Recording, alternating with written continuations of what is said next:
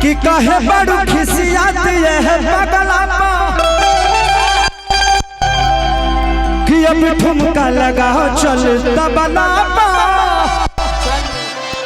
अच्छा ये गाना रिलीज हुआ, कितने लोगों ने सुना है? हाथ उठा दो। वाह, लव यू। ऐसे ही प्यार आशीर्वाद देते रहिए। तबला और बोल राधा बोल को उसमें एक गाना है आज रिलीज वो भी हुआ है वेब म्यूजिक से, उसको भी प्यार दीजिएगा भैया। वैसे ही आशीर्वाद आप दे दीजिए, पैसे की जरूरत नहीं है, आपका प्यार ही हमारे लिए बहुत कुछ है।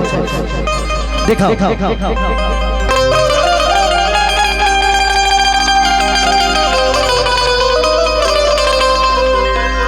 एक बार हम चाहेंगे कि छठी मैया के जरकाए होना चाहिए।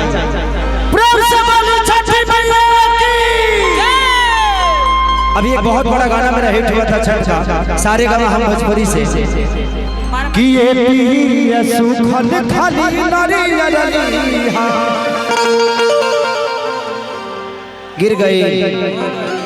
अच्छा ऊपर वो लोग चढ़ रहा था, कोई बात नहीं। जहाँ टेंट ना फंसा तो खेसरिया के ओइला के मतलब का बा का खेसरिया भूकंप ना होता तो कोनो मतलब बा।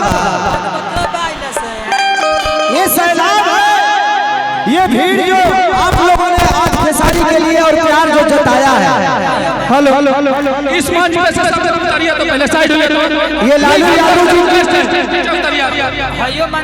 ये लालू यादव जी के लिए होता है, तेजस्वी के लिए होता है और खेसारी के लिए होता है। आप लोग प्लीज इस मंच से नीचे उतरिए। आप लोगों का प्यार इतना आज सैलाब, मुझे नहीं लगता कि इतनी भीड़ किसी को देखने के लिए आती है और किसी को मोहब्बत करने के लिए आती है। आज मुझे लगता है कि कम से कम आज 8 लाख से ज्यादा लोग मैं देख पा रहा हूँ, बिहार और झारखंड मिला के। झारखंड से भी लोग आए हैं ना, लव यू। हाँ फेस भी आ रही है, इसीलिए तो लोग देख पा रहे हैं हमको।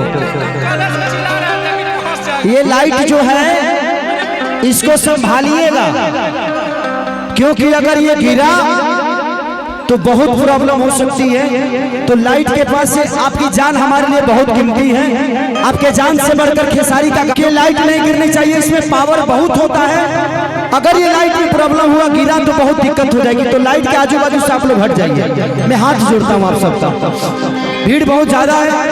मुझे लगता है कि इतनी भीड़ इस जिला में तो आज तक नहीं आई होगी। ये आप सबकी मोहब्बत है, आप सबका ऊर्जा है। एक हनुमान जी का वंदना गाना चाहता हूँ, उसके बाद तू लो जाओ चाहता था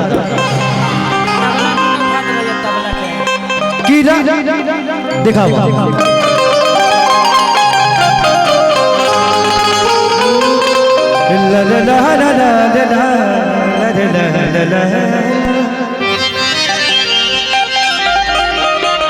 थोड़ा सा तबला में बढ़ा दो बाबू, तबला में बढ़ा दो, तबला में। पूरा साउंड बर्बाद करने पे लगे हुए। जो अपना आदमी है उसको रखिए, जो नहीं है उसको तुम बोलो कौन है, उतारो, हटाओ उसको। देखो साउंड देखो, उधर थोड़ा सा धुआं फेंक रहा है। सुना, एक बार साउंड देख लो आप।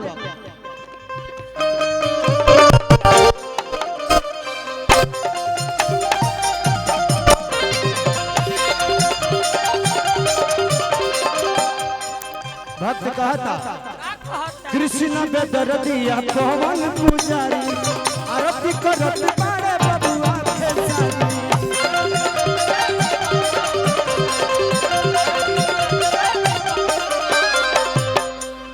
कि बाबा अखिलेश पूजा करे हरमेश हो,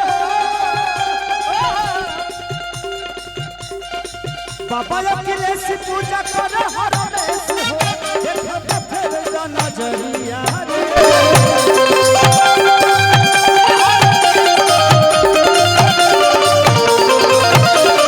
बाबा अखिलेश का फेर नजरिया पूजा करे लहरा दैया रे।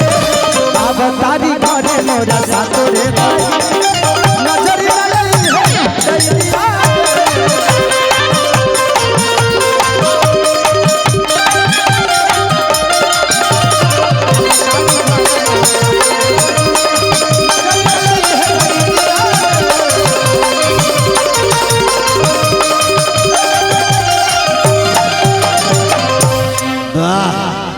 मैंने होई कौन तरीका हो नया मॉडल हो। इधर बादशाह का दाम कर दिया। आप लोग हट जाइए, इनका देखने का कुछ अद्भुत तरीका है। एक नंबर बुझाता है ईटा लदले बड़ा पत्थर लाद के कहीं टोचन गिराइबो का हाथ गजब खत्म लोग में भाई।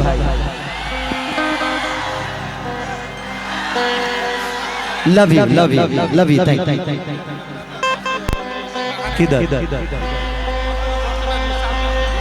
किधर से इधर से कुछ प्रशासन को भेज दीजिए ताकि वहां पे नम्रता मल्ला जो आप लोगों ने मेरा गाना सुना होगा, 2 घूंट मुझे भी पिला दे शराबी देख मुझे होता है।